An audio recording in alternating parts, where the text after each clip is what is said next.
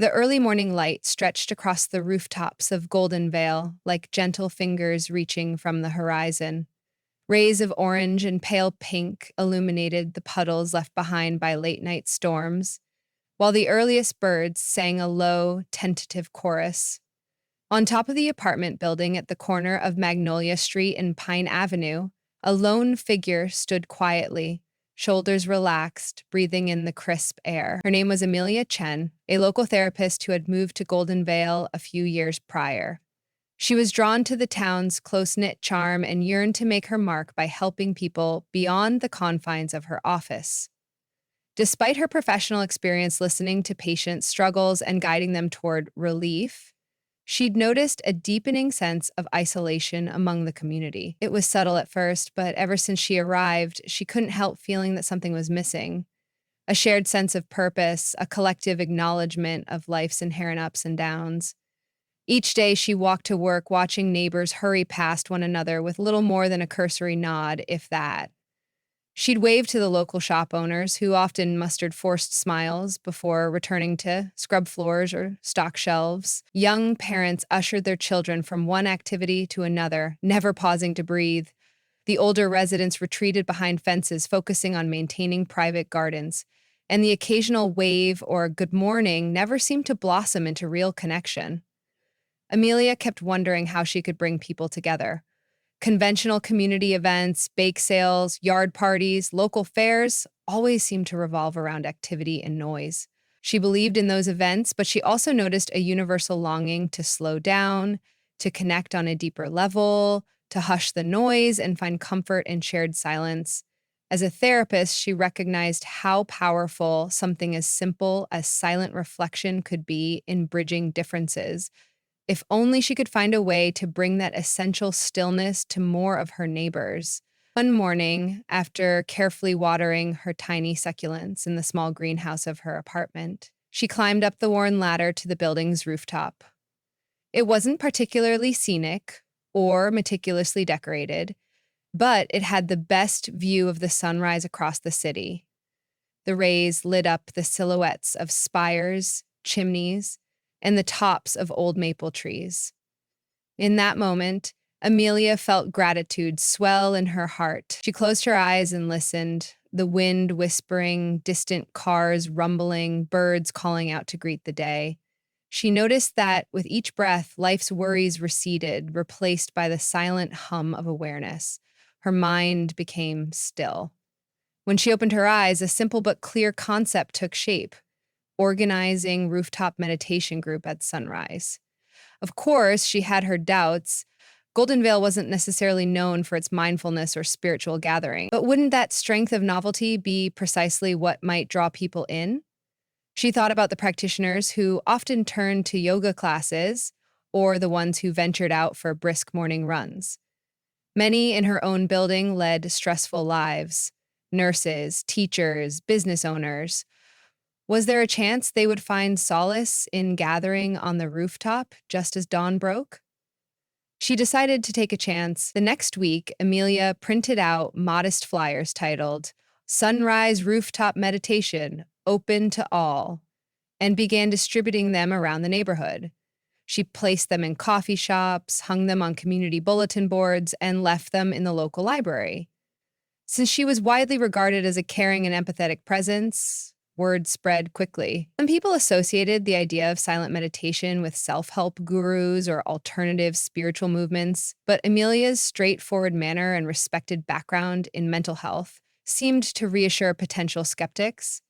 Her phone started buzzing with texts and voicemails from curious neighbors asking for details. How long? Was it free to join? Would there be instructions? When each dawn arrived, Amelia dutifully prepared. She spread yoga mats and plush pillows in a circle on the rooftop, ensuring there was room for anyone who might come. On the first day, only two neighbors arrived: a middle-aged nurse named Carla, who was battling burnout, and a retired electrician named Glenn, who found daytime naps easier than nighttime sleep. Amelia welcomed them with soft smiles and offered a few warm-up stretches and breathing guidelines. They faced east, watching the sun cast gentle shadows across the concrete. None of them spoke a word. By the time the session ended, the hush between them felt tangible. Carla finally broke the silence, exhaling. I had no idea how much I needed that. Glenn simply nodded, his eyes moist with relief. Each of them returned to their day, a bit lighter. Word continued to spread. Over the next few weeks, more people joined this unlikely congregation. There was Risha, who worked from home as a freelance web designer and sought an excuse to get out of her apartment. Roy, a delivery driver who struggled with bouts of anxiety, arrived on his day off. Irene, a high school teacher, had grown curious after seeing the poster and found her heart racing faster than usual as she climbed the steps to the rooftop. Even the apartment building's gruff superintendent Hector gave it a try after hearing that the group was causing no disturbance, only a sense of peace. Amelia watched their small circle expand, day by day, as the mats and pillows needed steadily increased in number. She felt a gentle thrill each time a newcomer arrived, each time she saw them close their eyes and let the sun's tenderness cradle them. The meditations were simple, 15 minutes of quiet reflection as the sun rose, followed by a short reading or inspirational remark by Amelia. Everyone was free to leave when they wished, but most stayed to chat briefly before heading off to daily duties. Those post-meditation conversations soon became as important as the moments of silence themselves. People realized others shared their doubts, heartaches, and dreams. A single mom confided how difficult it was to find time for herself. A newly graduated college student worried about job prospects. A father of 3 admitted his sleepless nights thinking about his kids' futures. All those swirling thoughts found a gentle container in the supportive hush of morning. One particular morning, about 3 months from when she'd started the group, Amelia noticed something astonishing. The rooftop was brimming with more than 20 participants. Dawn's light conferred a sort of glow across the gathering, illuminating a wide range of faces, ages, ethnicities, and life stories. Buzzing with excitement, she guided everyone through deep, cleansing breaths, encouraging them to notice the world around them. The rising sun gilded the corners of eyes and outlines of silhouettes, weaving them together. When the meditation ended, a tall, wiry man with a soft voice asked if he could share something. His name was Darius, and he spoke of depression that had haunted him and how this group had given him a new reason to wake up in the morning. With tears brimming, Darius thanked them for their silent support. In that moment, the hush that followed truly connected the group in compassion. What transpired next felt organic. People began offering their own little talents and acts of service. Carla, the nurse, arrived with a small basket of homemade muffins and fruit on her off days, setting them on a folding table near the rooftop's entrance. Roy, the anxious but tender-hearted delivery driver, sometimes brought fresh coffee from a local shop he frequented on his run. Risha, the web designer, quietly approached Amelia, offering to build a simple website for the group, to make announcements about times, weather updates, or local mindfulness resources. Over time, passersby on the street just might glimpse fleeting silhouettes perched above them, eyes closed in unison or exchanging supportive embraces. The group wasn't without its challenges. One day, a loud crash startled them during meditation. A pigeon had flown into a dangling wire while trying to get to the rooftop. The poor bird fell to the concrete. Everyone rushed over in stunned silence, unsure how to help. Eventually, Carla gently scooped it up in a soft towel, and they called wildlife rescue. The startled group stood in a circle, murmuring words of encouragement as the volunteers arrived to save the pigeon. In that commotion, Amelia noticed how quickly they attended to this small creature, each offering empathy in the moment. Later, the entire experience became a metaphor that Amelia shared. We can't avoid life's jarring interruptions, but we can choose kindness in our response. Still, not everyone understood or supported the initiative. A few neighbors grumbled about sun worshippers or rolled their eyes at hippie routines. Some cynics insisted that practicing mindfulness wouldn't pay the bills or keep families afloat. Yet those negative whispers gradually grew faint as more people experienced the meditations. Empathy and curiosity eroded the skepticism, and the rooftop gatherings developed an almost magical attraction, bridging social divides. One morning, the local pastor, Father Roland, arrived in his collar, explaining he was drawn to the communal peace. He participated in respectful silence, later remarking how beautiful it was to see people of all beliefs united in the simplicity of watching the dawn. On another day, the barista from the coffee house down the block ducked in for a few minutes. She couldn't stay long, but even that short time of reflection changed her stress level.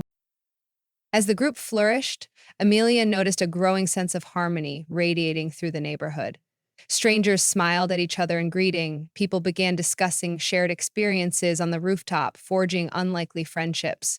A teenage skateboarder recognized an older retiree crossing the street one afternoon and offered to help carry her groceries. Parents began nodding at each other in solidarity, remembering how they had breathed in unison that morning. Business owners sometimes offered small discounts to fellow meditators, purely out of camaraderie. The spirit of genuine ownership and shared purpose was seeping into everyday life. Gradually, the gathering started to expand beyond the rooftop. One Saturday afternoon, the group decided to organize a small cleanup day at a nearby park. They boasted participants from across town, collecting trash, trimming overgrown shrubs, and repainting a rusted bench. Afterward, they returned to the rooftop for a sunset meditation, tired but invigorated. As they sank into the hush of twilight, their earlier efforts glistened in memory, reflecting a new dimension of unity. For Amelia, moments like these captured the entire purpose, a quiet reflection giving birth to communal compassion. Sometimes, Amelia marveled at how quickly everything had shifted. She recalled her initial doubts, the precarious feeling that no one would show up, that no one would see the value in silent dawn gatherings. And yet here they were, forging a deeper sense of belonging among themselves. Neighbors who had lived near each other for years suddenly discovered they had far more in common than they had realized. Claire, the single mom, befriended a new father, exchanging parenting tips. Darius found that Roy's sense of humor could lift his mood on dreariest of days. People who had only known each other in passing started to share joys, burdens, and dreams. In essence, mindfulness had become a uniting thread through which empathy and shared intention traveled. One morning, close to winter time, as days were growing shorter, Amelia greeted Glenn, the retiree electrician, as he hobbled up to the rooftop. He had a noticeable limp, the result of a fall he took while fixing a creaky step in his house. Concerned, Amelia asked if he needed help. "No, I'm fine, dear," he insisted, though he gripped her arm for stability. When they reached the top, they found fewer participants than usual. The biting cold had kept some people home, but those who showed up were determined. They wore scarves, thick jackets, and knitted hats pulled over ears. The sky remained a heavy gray, with only the faintest pink line on the horizon. A frigid wind blew across the rooftop. Yet they formed their circle just the same, closing their eyes to the moan of the wind, releasing their exhalations into the crisp air. In the stillness, Amelia could feel each breath, a testament to their shared resilience. No matter the weather, no matter the personal struggles, they manifested their commitment to themselves and each other. The resulting sense of warmth overcame the chill. A bright wedge of sunlight eventually broke through, illuminating the rooftop, and they opened their eyes with contented smiles. Later, Hector, the superintendent, arrived with a thermos of hot chocolate and small paper cups. Everyone filled their cups, sipping the drink with grateful murmurings. They might have been cold, but they were there. They were together. The group's transformation extended beyond the rooftop in ways that Amelia could never have predicted. Goldenvale's mayor heard rumors of this dawn meditation movement and approached Amelia to speak at a local council meeting about mental health and community building. Hesitant at first, Amelia accepted. Dressed in simple attire, she stood at the front of the council chamber and shared how the gathering started, and more importantly, how they had grown. She spoke of Glenn, Carla, Roy, and Risha by first name, highlighting how each had found not just solace, but a renewed sense of belonging. She described how small acts of kindness, ignited on that rooftop, had rippled outward into the streets. "We found harmony in shared silence," she concluded, "and that harmony is something we can each carry wherever we go." To Amelia's amazement, the council members seemed intrigued and inspired. They asked questions about how to encourage mindfulness in schools, local businesses, and general community efforts. Before long, suggestions emerged about adding quiet reflection corners in libraries and senior centers, offering mental health days for city workers, and even organizing mindful walks along the river on weekends. The seeds planted on the rooftop were beginning to take root within the heart of the entire town. But the true test of the group's bond came during a fierce storm that seemed to single out Golden Vale one spring morning. Gale force winds howled through the night, uprooting trees and severing power lines. Rain lashed doors and windows, forming ankle deep puddles in the streets. In the midst of the storm, worried text messages ricocheted among the meditators. Some were bracing themselves at home, some were stuck in workplaces, others were trying to keep their families safe. The mayor declared a state of caution, advising everyone to stay indoors unless absolutely necessary. Nevertheless, come dawn, if only to check the damage, Amelia summoned the courage to climb the ladder to the rooftop. She found it in disarray, soaking cushions, scattered mats, and some stray branches that must have been blown up there by the fierce gusts. She was about to begin cleaning up by herself when footsteps echoed on the iron steps behind her. Glenn, Carla, Roy, and Risha emerged, each in thick raincoats. They carried mops, plastic bags, towels, and extra hands to restore their sanctuary. Amelia barely had time to say, "Thank you for coming," before Carla offered a gentle grin. "You didn't think we'd let you face this alone, did you?" They set to work, clearing branches, disposing of debris, drying the mats, and fixing precarious items. The wind hissed around them, but they remained steady. Eventually, the sky's fury weakened, giving way to a tepid orange glow. Drenched but exhilarated, they paused their cleanup to stand in a circle, out of habit more than anything else. Even the storm's aftermath seemed powerless to quell their sense of peace. They bowed their heads in silent gratitude, paying homage to togetherness. Within a week, the rooftop was as inviting as ever, and the group resumed full gas. Recognizing the toll the storm had taken on the community, toppled streetlights, damaged roofs, flooded basements, Amelia arranged for a volunteer day. Nearly everyone who had ever attended the meditation group showed up, and some who had previously only heard stories joined too. They formed teams, armed with rakes, hammers, tarps, and unyielding optimism. They visited damaged blocks one by one, offering help to patch roof leaks, clear fallen branches, and pack food bags for families temporarily displaced by flooding. The synergy was remarkable. An entire cross-section of Golden Vale working as a unified front. Over lunches and breaks, people recounted how their meditative practice had taught them to remain calm during the storm, to approach problems methodically, and to support one another. By the end of the day, Golden Vale looked altogether different. The battered streets now revealed a tapestry of generosity and camaraderie. When Amelia returned to her small office after volunteering, she sat in her swivel chair, letting the day's events wash over her. 3 years before, she had stepped onto that very rooftop in solitude, unsure if anyone would ever join her for morning reflection. Now that rooftop had become a symbol of hope, a place where words were often secondary to presence, where folks found anchor in each other's silent company. It wasn't about her per se. It was about the gatherings, the synergy, and the possibility that silence could heal wounds too deep for chatter to reach.